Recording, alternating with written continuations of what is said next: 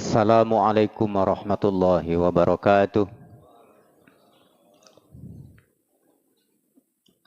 Alhamdulillahi rabbil alamin. Alladzi an'amana bi ni'matil imani wal islam. Ashhadu an la ilaha illallah wahdahu la syarikalah. Wa ashhadu anna Muhammadan abduhu wa rasuluh la nabiyya ba'da. Allahumma salli ala Muhammad wa ala alihi wa ashabihi rasulillahi ajma'in. Amma ba'du. Bapak-bapak, ibu-ibu hadirin dan hadirat jamaah salat subuh Masjid Raya yang dimuliakan Allah. Pertama dan utama sekali, sama-sama kita aturkan puji beserta syukur kehadirat Allah Subhanahu wa taala yang telah melimpahkan rahmat, nikmat serta karunia-Nya kepada kita semua. Baik itu nikmat iman, Islam, nikmat sehat, sempat dan nikmat-nikmat lainnya. InsyaAllah dengan limpahan rahmat dan nikmat Allah itu semakin menjadikan kita orang-orang yang meningkatkan iman dan takwa kita kepada Allah. Semoga kita semakin dekat dengan Allah dan semoga doa dan permohonan kita dikabulkan oleh Allah Subhanahu wa taala. Salawat beriring salam tak henti-hentinya kita mohonkan pada Allah Subhanahu wa taala, kiranya disampaikan kepada arwah junjungan kita Nabi besar Muhammad sallallahu alaihi wasallam. Allahumma shalli ala Muhammad wa ala ali Muhammad. Bapak Ibu hadirin jamaah salat subuh yang dimuliakan Allah. Kita lihat suhu sekarang ini panas. Di luar rumah panas, dalam rumah panas, di kantor panas, dimanapun kita berada panas. Tapi yang lebih panas lagi suhu politik. Walaupun kita tidak bicara politik. Dan kelihatannya sekarang ini memang banyak orang yang menginginkan sesuatu, tapi menghalalkan segala cara. Apapun akan dia lakukan. Sepak sana, sepak sini, terjang sana, terjang sini, singkirkan sana, singkirkan sini. Semuanya dilakukan, yang penting tujuan tercapai. Dan bahkan ada yang tidak bisa dirubah. Yang penting tujuan tercapai. Itu sebenarnya orang yang memang mengutamakan kehidupan dunia. Ulama pernah berkata, hiduplah sesukamu tapi ingatlah kamu akan mati. Kita tidak bisa hidup sesuka kita, semau kita. Tapi kita ingat bahwa kita ini akan mati, semuanya akan mati. Sesuka kita, apapun akan kita lakukan. Tapi kalau orang yang tidak memperdulikan dia akan mati, dia menganggap hidup selama-lamanya, makanya apapun akan dia lakukan. Padahal semuanya akan mati. Hiduplah sesukamu, tapi ingat, kamu nanti akan mati. Cintai yang kamu suka, tapi pasti kamu nanti akan berpisah dengannya. Cinta dengan jabatan, nanti pasti berpisah dengan jabatan itu. Walaupun berbagai macam cara kita lakukan untuk mendapatkan, untuk menetapkan, untuk memperoleh jabatan itu, tapi nanti kita akan berpisah dengan jabatan itu. Cinta dengan jabatan. Tidak galak lepas lagi. Kalau masa Rasulullah, masa Khulafaur Rasyidin, orang dikasih jabatan itu musibah. Karena apa? Beratnya memikul amanah. Kalau sekarang apapun akan dilakukan, yang penting jabatan dapat. Padahal nanti itu akan berpisah dan tidak akan selamanya. Jabatan apapun yang kita pegang tidak akan selamanya. Nanti ada saatnya berganti dengan orang lain. Bukan jabatan saja, harta juga demikian. Sebanyak-banyak harta kita tumpuk, Nanti kita meninggal pindah ke ahli waris. Pindah ke tangan orang lain. Jabatan juga nanti akan berganti dengan orang lain. Karena di dunia ini semuanya akan berputar. Dan tidak mantap. Dan kita hidup di dunia ini hanya sementara. Maka boleh mencintai sesuatu, tapi harus ingat bahwa suatu saat kamu akan berpisah dengan yang kamu cintai. Berbuatlah sesukamu, tapi nanti pasti ada balasan. Silakan berbuat sesukamu, nanti Allah pasti akan memberikan balasan. Kenapa sekarang belum dibalas? Ya mungkin belum waktunya. Cepat atau lambat balasan Allah pasti akan datang. Kalau memang di dunia ini tidak datang balasan Allah, yakin dan percayalah bahwa di akhirat nanti balasan Allah tetap ada. Berbuatlah sesukamu, tapi nanti kamu pasti akan mendapatkan balasan.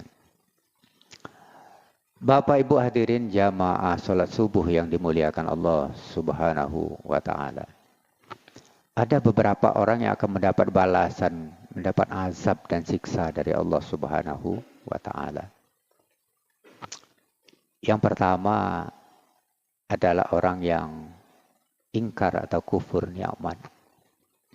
Nikmat Allah itu banyak, tapi dia ingkar. Dia kufur, tidak mau mensyukuri nikmat Allah. Padahal nikmat Allah sungguh banyak sekali. Orang ini nanti akan mendapat azab dari Allah Subhanahu wa taala. Karena ingkar nikmat, kufur terhadap nikmat Allah Subhanahu wa ta'ala. Wala in kafartum inna azabi lasyadid. Kalau kamu ingkar, pasti azab Allah yang pedih itu akan datang. Sesungguhnya azab Allah amat pedih. Ingkar dengan nikmat Allah, nanti azab Allah akan datang. Cepat atau lambat, pasti. Kalau tidak di dunia ini, di akhirat kelak pasti. Tapi sudah banyak kenyataannya. Azab Allah itu sudah didatangkan di dunia ini. Padahal kalau dia bersyukur terhadap nikmat yang diberikan oleh Allah Subhanahu wa taala, banyak kelebihan dan keuntungan yang diperolehnya. Yang pertama, orang-orang yang bersyukur itu rezekinya berkah. Mencari rezeki tapi dengan mensyukuri nikmat Allah, rezekinya berkah. Tapi tidak menghalalkan segala cara. Kemudian orang yang bersyukur itu jauh dari penyakit hati. Orang yang syukur terhadap nikmat Allah jauh dari penyakit hati. Karena dia terima apa adanya. Terima hidup ini apa adanya. Dapat sedikit boleh, alhamdulillah. Dapat banyak, alhamdulillah. Tak dapat, alhamdulillah. Dikasih jabatan, alhamdulillah. Tak dapat jabatan, alhamdulillah. Habis masa jabatan, alhamdulillah. Tapi kalau habis masa jabatan tidak galak dem lagi, nah itu na'udzubillah. Bukan alhamdulillah. Makanya orang-orang yang seperti ini nanti akan mendapat azab dari Allah Subhanahu wa ta'ala. Padahal kalau kita bersyukur, alhamdulillah dengan segala keadaan yang kita terima dalam hidup ini, maka kelebihan-kelebihan akan kita dapatkan. Kemudian orang yang bersyukur juga akan mendapatkan tambahan nikmat. Nikmatnya bertambah dengan bersyukur itu. La in syakartum la azidannakum. Bila kamu bersyukur, nikmat akan ditambah. Allah akan tambah nikmat itu. Kita tahu Allah akan menambah nikmat kita apabila kita bersyukur. Tapi masih banyak orang yang tidak mau mensyukuri nikmat. Sehingga yang dapat bukan nikmat, tetapi malah azab dari Allah Subhanahu wa ta'ala. Dan orang yang bersyukur juga terhindar dari azab. Tidak akan diazab oleh orang yang bersyukur. Bersyukur dengan segala keadaan yang ada pada dirinya. Tidak akan dapat azab. Dan bahkan akan mendapatkan keselamatan dari Allah Subhanahu wa ta'ala. Kita tahu Nabi Ayub menderita penyakit yang luar biasa. Bahkan 17 tahun. Sakit yang diderita Nabi Ayub itu. Sakitnya parah. Tidak ada orang yang sekarang mendapatkan penyakit seperti Nabi Ayub. Tapi Nabi Ayub selalu memuji Allah. Selalu bersyukur kepada Allah Subhanahu wa Ta'ala. Sampai-sampai Nabi Ayub tidak mau minta sembuh dari penyakitnya. Tidak pernah. Nabi Ayub tidak pernah minta kepada Allah, ya Allah aku lama sakit, tolong sembuhkan. Tidak. Tapi apa kata Nabi Ayub dalam Al-Quran? Rabbahu anni massaniyadurru wa anta arhamur rahimin. Kata Nabi Ayub, wahai Tuhanku, aku sudah menderita penyakit begitu lama. Tapi aku yakin Engkau Maha Penyayang dari semua yang penyayang. Cuma itu saja, memuji Allah. Dan minta disembuhkan. Artinya apa? Dengan keadaan yang diterima oleh Nabi Ayub itu dia tetap bersyukur, tetap memuji Allah Subhanahu wa Ta'ala.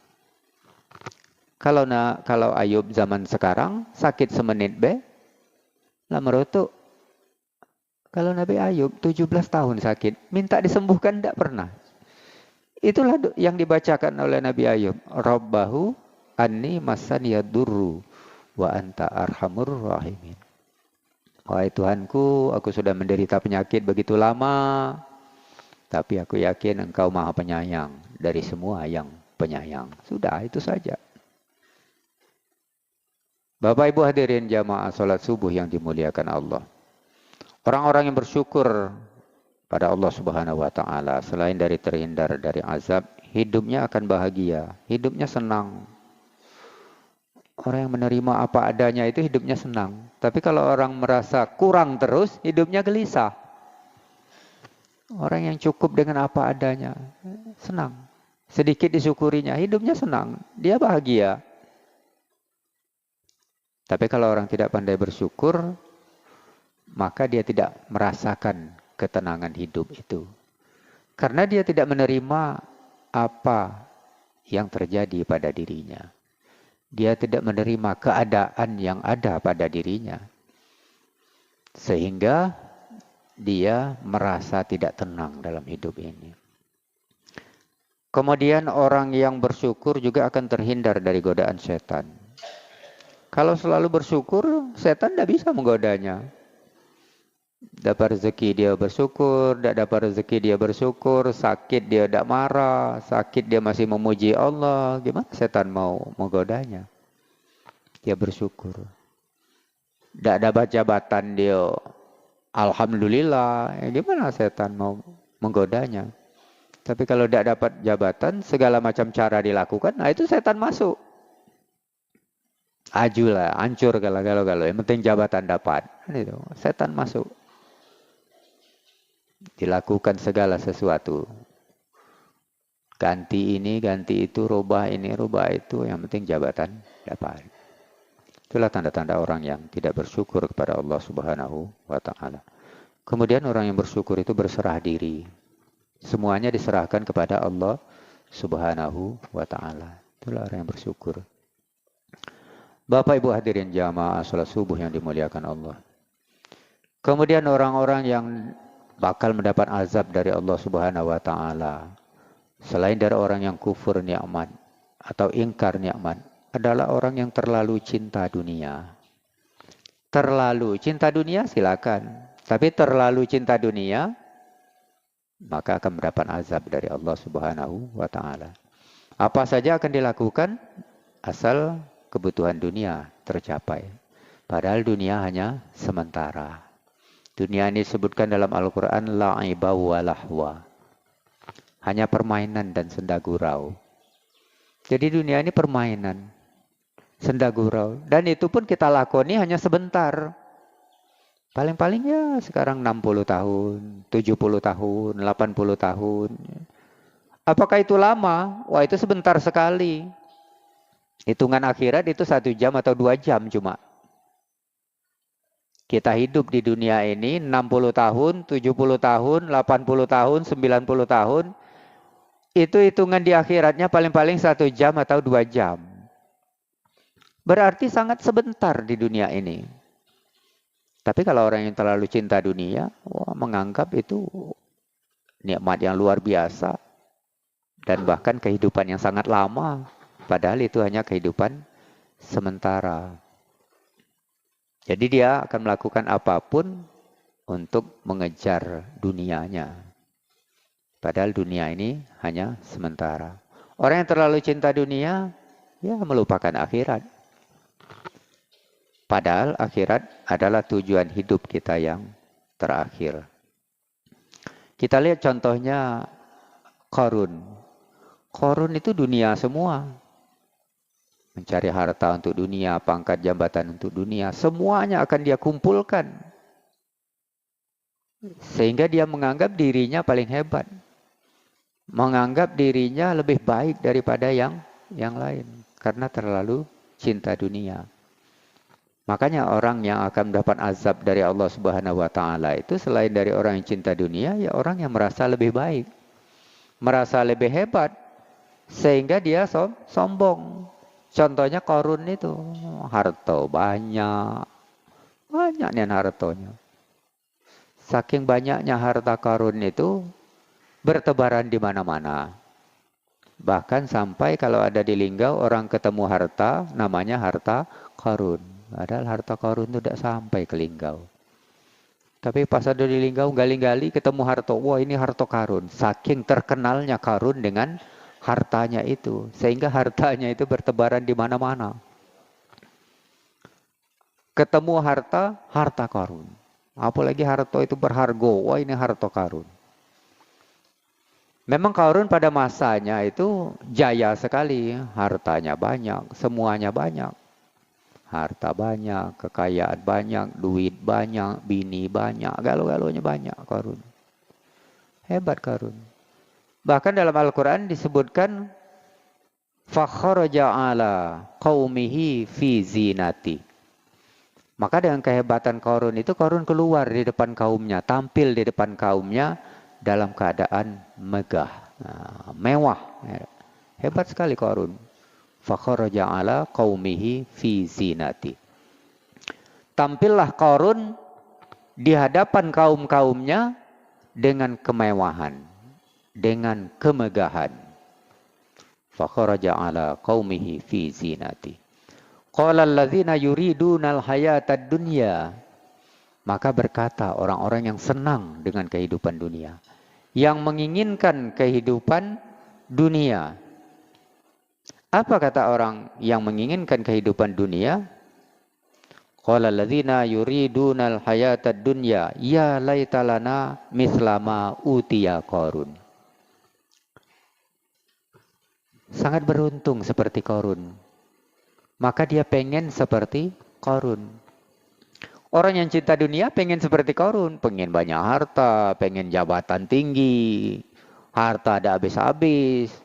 Tidak kati uang lain yang lebih banyak harta dari dia, jabatan tidak habis-habis. Itulah Qarun.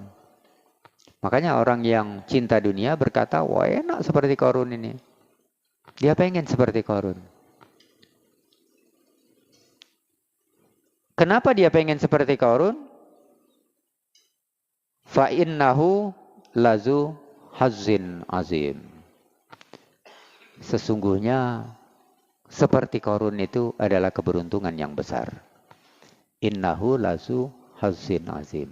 Itu kata siapa? Kata orang yang cinta dunia. Jadi kalau orang yang terlalu cinta dunia, ya dekatlah dengan Qarun. Temannya Qarun lah ya. Jadi Qarun tampil di hadapan kaumnya dengan megah. Fakharaja ala qaumihi fi zinati. Tampil di Qarun di depan kaumnya dengan megah, dengan mewah, dengan hebat, dengan gagahnya. Qala alladzina yuriduna al-hayatad dunya ya laitalana mislama utiya Qarun. Innahu lazu hazzin azim. Maka saat itu berkata orang yang cinta dengan dunia enak seperti Qarun. Dia pengen seperti Qarun. Karena Qarun itu keberuntungan yang besar. Lain lagi perkataan orang yang berilmu. Wa qala alladzina utul ilma wailakum thawabullah khairul liman amana wa amila sholihah. Lain lagi pendapat orang yang punya ilmu. Menurut orang yang punya ilmu, seperti Qarun itu bukan keberuntungan yang besar, tapi malah kecelakaan. Karena di sisi Allah itu yang lebih baik orang yang beriman dan beramal soleh, tapi bukan seperti Qarun. Wala yulaqqaha illa sabirun, dan tidak diperoleh itu kecuali oleh orang-orang yang sabar. Dak punya harta sabar, dikit harta sabar, dak beruntung sabar, rugi sabar, dak dapat jabatan sabar. Itulah orang yang beruntung menurut orang-orang yang punya ilmu. Maka orang yang berilmu berkata seperti Qarun itu bukan keberuntungan tapi kecelakaan. Artinya banyak harta, jabatan banyak, tinggi, tidak lepas-lepas, bukan keberuntungan. Tapi malah kecelakaan. Itu menurut orang yang punya ilmu. Tapi menurut orang yang cinta dunia, wah itu yang hebat. Menurut orang pun cinta ilmu, itu malah celaka. Wa qala alladzina utul ilma wa ilakum sawabullah khairul liman amana billah. Liman amana wa amila sholihah. Jadi menurut orang yang punya ilmu, Qarun itu celaka. Tapi yang selamat, yang hebat itu menurut orang yang punya ilmu itu adalah orang yang beriman dan beramal soleh. Wala yulaqqaha illa sabirun. Tidak didapat itu kecuali oleh orang-orang yang sabar. Lalu akhirnya apa yang terjadi pada Qarun? Fakhsafna bihi wa bidarihil ardo. Apa yang terjadi pada Qarun? Akhirnya Qarun beserta rumahnya, beserta hartanya dibenamkan Allah ke dalam perut bumi. Benarlah kata orang yang punya ilmu, Qarun itu sebenarnya celaka. Tapi bukan keberuntungan. Karena pada akhirnya Qarun beserta hartanya, beserta rumahnya dibenamkan Allah ke dalam perut bumi. Fakhsafna bihi wa bidarihil ardo. Lalu di saat itu tidak ada yang bisa menolongnya. Apakah orang yang sering diberinya jabatan bisa menolong? Enggak. Apakah orang yang sering diberinya harta bisa menolongnya? Tidak bisa. Tidak ada satupun yang bisa menolongnya di saat Allah membenamkan Qarun beserta hartanya ke dalam perut bumi. Karena serakah dengan harta, akhirnya dibenamkan Allah ke dalam perut bumi. Bukan Qarunnya saja, dengan harta-hartanya. Dan di saat itu tidak ada yang bisa menolong. Tidak ada yang bisa menolong. Apakah orang yang sering dikasih jabatan bisa menolong? Tidak bisa. Banyak orang yang dikasih jabatan. Tidak bisa menolongnya. Yang dikasih harta tidak bisa juga menolongnya. Itulah akhir dari hidup Qarun. Orang berkata, yang cinta dunia senang seperti Qarun, karena menurutnya beruntung, keberuntungan yang besar. Orang yang punya ilmu mengatakan Qarun celaka. Karena yang hebat itu bukan yang seperti Qarun, tapi yang beriman dan beramal soleh. Dan benar kata orang yang berilmu itu, pada akhirnya Qarun dibenamkan ke dalam perut bumi beserta harta-hartanya. Bapak Ibu hadirin jamaah salat subuh yang dimuliakan Allah Subhanahu wa taala. Orang yang akan mendapat azab dari Allah, ingkar kumpur nikmat, terlalu cinta dunia, merasa lebih baik, lebih hebat, sehingga menjadikan dirinya sombong. Contohnya adalah Qarun. Sebenarnya dalam hidup ini karena kita sementara, apalah yang kita sombongkan? Yang layak sombong itu hanya Allah Subhanahu wa ta'ala. Kenapa? Karena Allah Maha Kuasa atas segala-galanya, wajar sombong. Tapi kalau manusia apalah yang disombongkan? Seperti saya umur sudah hampir 60, apalah yang disombongkan? Seandainya ada yang mau sombong. Karena semuanya nanti yang gagah, yang muda, yang kaya itu akan berakhir. Yang gagah mudanya, tapi nanti akan jadi tua. Apalagi yang mau disombongkan? Kalau tua, nah gigi lah ompong. Apalagi pala bones, apalagi lapeot, apa yang disombongkan? Dan itu akan dialami oleh semua orang yang apabila kehidupannya diberi oleh Allah sampai tua. Jadi tidak ada yang bisa disombongkan. Oleh karena itu, orang yang merasa lebih baik, merasa hebat, merasa sombong atau sombong, maka akan mendapat azab dari Allah Subhanahu wa ta'ala. Bahkan berjalan pun dalam Al-Quran Allah sebutkan jangan sombong. Wala tamshi fil ard maraha. Janganlah kamu berjalan di muka bumi ini dalam keadaan angkuh dan sombong. Orang yang akan mendapat azab dari Allah selain dari yang disebutkan tadi adalah orang yang gemar berbuat dosa dan tidak bisa menghentikannya. Ada orang yang gemar melakukan dosa tapi tidak bisa berhenti. Tunggulah nanti akan dapat azab dari Allah Subhanahu wa taala. Maling semakin banyak hasil malingnya, nak maling terus. Nanti akan dapat azab dari Allah. Maksiat semakin dia nikmati maksiat itu, semakin ingin terus melakukan maksiat. Tunggulah nanti akan dapat azab dari Allah Subhanahu wa taala. Orang yang berbuat dosa yang tidak bisa menghentikan dosanya. Kemudian yang mendapat azab dari Allah Subhanahu wa taala itu juga orang yang dalam hidupnya berlebih-lebihan atau bermegah-megahan. Hidup berlebih-lebihan, hidup bermegah-megahan, hidup berfoya-foya. Nanti akan mendapat azab dari Allah Subhanahu wa taala. Kita makan saja dilarang berlebih-lebihan. Kulu wasrobu wala tusrifu. Makan dan minumlah kamu, jangan berlebih-lebihan. Karena berlebih-lebihan itu bisa jadi penyakit. Bahkan dalam sebuah hadis Rasulullah SAW mengatakan, isilah lambung kamu itu, perut kamu itu sepertiga dengan makanan, sepertiga dengan air, sepertiga dengan udara. Kalau penuh dengan makanan, tidak bisa bernapas. Kalau penuh dengan air, kembung. Kalau penuh dengan udara, masuk angin. Jadi isi sepertiga dengan makanan, sepertiga dengan air, sepertiga dengan udara. Kalau kita tengok di hadapan kita ini makanan ada, airnya ada, kita bernapas lega. Berarti kita isi sebagian-sebagian. Tapi kalau ada makanan baik, makanannya banyak, minumnya kate, nah itu isinya kayak makanan galau. Makanya kalau kelihatan di sini makanan ada, minum ada, banyak pilihannya. Kemudian kita bisa bernapas dengan tenang. Karena orang yang makan terlalu kenyang, bernapas susah. Orang yang minum terlalu banyak juga bisa susah bernapas. Karena perutnya dipenuhi dengan makanan dan minuman. Sehingga tidak bisa lagi bernapas. Kemudian orang yang akan mendapat azab dari Allah Subhanahu wa taala itu orang yang sering bermusuh-musuhan atau sering menghina. Sekarang di negara kita ini banyak sekali orang yang bermusuh-musuhan. Saling hina, jatuh menjatuhkan, caci mencaci. Banyak sekali. Tapi nanti akan mendapat azab dari Allah Subhanahu wa taala. Allah mengatakan dalam Al-Quran, Ya ayyuhalladzina amanu la yaskhar qawmun min qawm asa ayyakunu khairam minhum wala nisa'um min nisa'in asa ayyakunna khairam minhunna. Hai orang-orang yang beriman, janganlah sekelompok laki-laki menghina sekelompok laki-laki yang lain.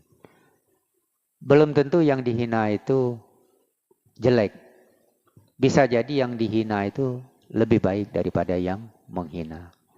Wala nisa'um min nisa'in. Jangan sekelompok perempuan menghina sekelompok perempuan yang lain. Bisa jadi sekelompok perempuan yang dihina itu lebih baik daripada yang menghina.